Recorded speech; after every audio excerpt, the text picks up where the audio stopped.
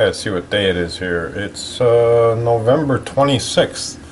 It was a wonderful Thanksgiving weekend, a long weekend. Today is Sunday, so back to work tomorrow.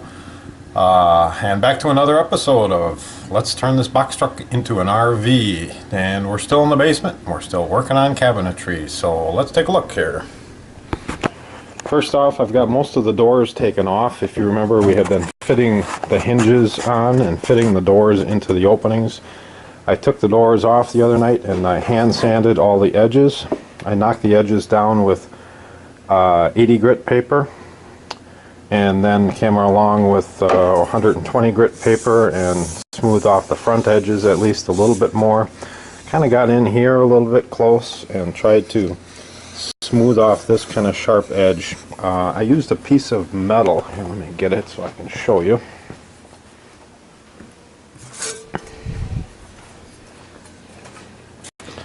I used a piece of metal and dropped a piece of metal in here. Then I took the hand sandpaper and sanded along here. And the purpose of the metal was that so the sandpaper didn't cut across the grain and leave scratch marks across the grain. It's just for the top and the bottom edge. When you get to the side edges, you can use the paper just as is, and if it goes with the grain, no problem. But over here, if that paper hits this and goes across the grain, it's really going to show. So I was fairly careful about that. So I got these all sanded down. I did the same thing with the face frames. I came along with 80 grit paper and finished with 120 grit paper just to knock this edge down a little bit and smooth things up. So I think that's going to work out well. Project for today, this is going to be interesting.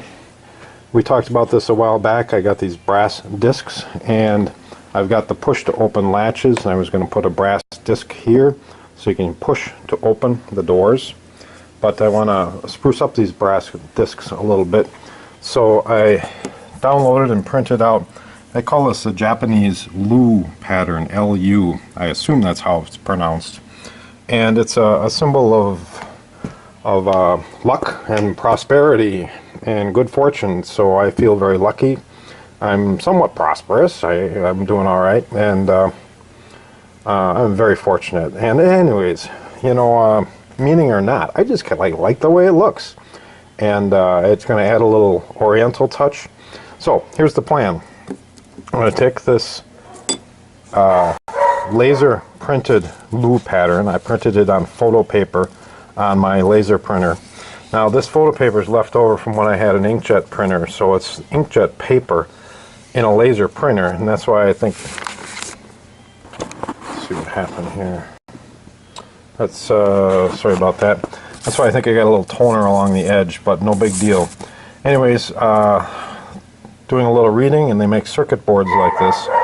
What I can do here is put this brass disc on here, flip it over, and then with the iron you're supposed to be able to transfer the toner to the brass disc.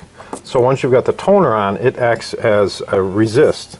And I've got some ferric chloride, powdered ferric chloride. I'm not sure how this is going to work, but we're going to give it a try. Mix it with water. I've used ferric chloride before. When I was younger, I used to make a lot of circuit boards, and it's commonly used to etch circuit boards. So it basically eats away copper and brass. It's kind of nasty stuff. It stains real dark. Oh, Duke wants to go in the house. We'll get him after this video. Anyways, what I'm going to do is etch away the copper in all the areas where there is no toner adhered to the brass. And then my plan is in that etched area to put a little black paint or black dye or stain to really give it some contrast, and then buff the top part out so it's shiny brass, and then set these in and varnish right over them. So next video, maybe we'll have some results on that. We'll see how that goes. Also, I wanted to talk about some progress on these drawers. As you remember, I've got 2 drawers in this sink base, and I bought some very good drawer glides. These are 120-pound KV brand door glides, and they have what they call what do they call it, like a drop-in piece that attaches to the drawer itself. So I'll get this guy open here. It opens a little better from the front. So this piece attaches to the drawer, and then with a little latch here you can just disconnect these pieces, lift them up, and lift the whole thing out of there. So I spent quite a bit of time getting this to fit, and as you can see it glides in and out pretty nicely, so I'm pretty happy with this. But it took a considerable amount of fitting because nothing's square, of course. You can see I've got a little shim in here, and I've got a bigger shim in the back here. This side there's no shim there, and there's a little itty bitty shim up front here. I also found that if you try to attach this in 3 places, if it's not perfectly straight and this rail bends at all, it binds up. So I think you're better off just attaching it in 2 places. One in the front and one in the back. That way the rail can stay free and can kind of flex a little bit and find its happy place. I just kind of learned that the hard way here. Well, also there's only really 2 holes, front and back, so I'm not sure I could get a screw in the middle if I wanted to. So the rails extend out nicely, and let's go take a look at this smaller of the 2 drawers. The drawers are made with very traditional drawer construction. I did a little rabbet joint here. I used a dado bit for that, but you could just cut it on a table saw. And on the back side, same thing. There's a rabbet here. This is glued. Now, oftentimes they say don't glue the bottom in, just let it sit in those rabbets, again, so it can expand and contract and breathe.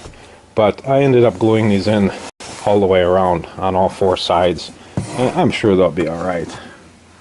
So you can see this is rabbeted in on 3 sides, and then the back side kind of hangs over the back. Again, very traditional drawer construction. Then I've got a solid piece of oak on the front. If you remember, these oak fronts warped a little bit. I did end up putting them back through the jointer to get the fronts flat, and ran it through the planer and just peeled a tiny bit off both the front and the back.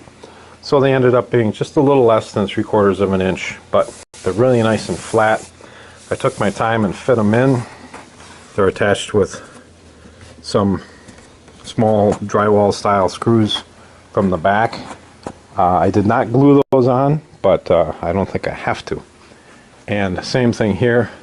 You can see I spent some time fitting this in to get a good even groove all the way around. Right now it's set in a little bit, and we're going to talk about that too. Originally these drawer glides had a little rubber stop on like this, and that rubber stop fit right in here like so, such that when you'd close the door, the drawer, they would snap in, and there was a detent to hold them in.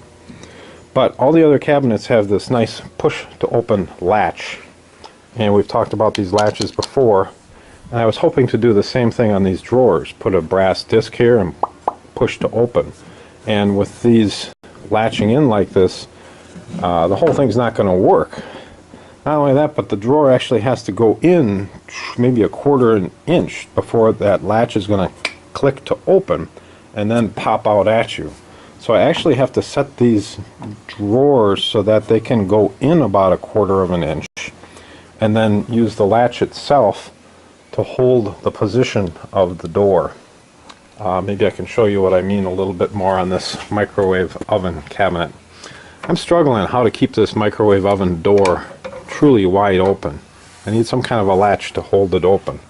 But these latches, push to open latches, you can see that drawer is in about 1/4 inch, and then it pops out and stays in its nice happy spot. So I need on the drawers to do the same thing to be able to push them in to get them out. So that's what I'm working on today, and I've got some mounts for the latches. So these blocks of wood are going to mount in here. One's going to mount, I got this upside down now, one's going to mount like this for the bottom drawer, and one's going to mount like this for the top drawer. So the latch will be near the top, again just inside of that push disc. The other thing I'm going to have to do is, when these drawer glides are what's called a full extension, so the drawer comes all the way out, and when I do that, that latch that I've got back in here is going to prevent the door from coming all the way out. So I'm going to have to notch the back of the drawer to accommodate clearance for that push to open latch. But that's no big deal. I don't have to notch the front or anything. I'm just going to attach these right down to the front side here like that. So it's push to open. You get the idea. So a little at a time, making progress. We might actually get these cabinets out of here yet at some point. Things I have to do yet. I do want to cover the side of this refrigerator base. I want to make it look more like this with the oak paneling. So the side of the refrigerator base, top and bottom, because they just didn't look good next to the microwave oven cabinet, which has that paneling on already. You know, the grain over here is going horizontal and the grain on the refrigerator base is going vertical. So I want to do that yet. Plus this over the sink cabinet, same thing. I need to cover this side with some oak paneling. Need to finish up these drawers. I need to figure out how to keep the microwave oven cabinet door open in a full open position. One more thing we'll talk about here is in one of the previous videos I talked about these pneumatic cylinders, and they would be nice to keep these doors open, and I attached one to one of these over the bed cabinets, and what happens is they kind of fight the push to open latch, because what they want to do is they want to keep that door closed on their own. They tend to pull the door right in tight, and when the door's in tight you can't push to open. So the push to open latches and the pneumatic cylinders do not go together. So I'm not going to be using these, at least for the over the bed cabinets over here. And I'm not going to use them on this microwave oven door because they only open about this far, and I want some type of a latch to keep this door open all the way. Where I might use them is this top door, because as you recall I've got a fan up there, and it would be nice if this door opened and just stayed open.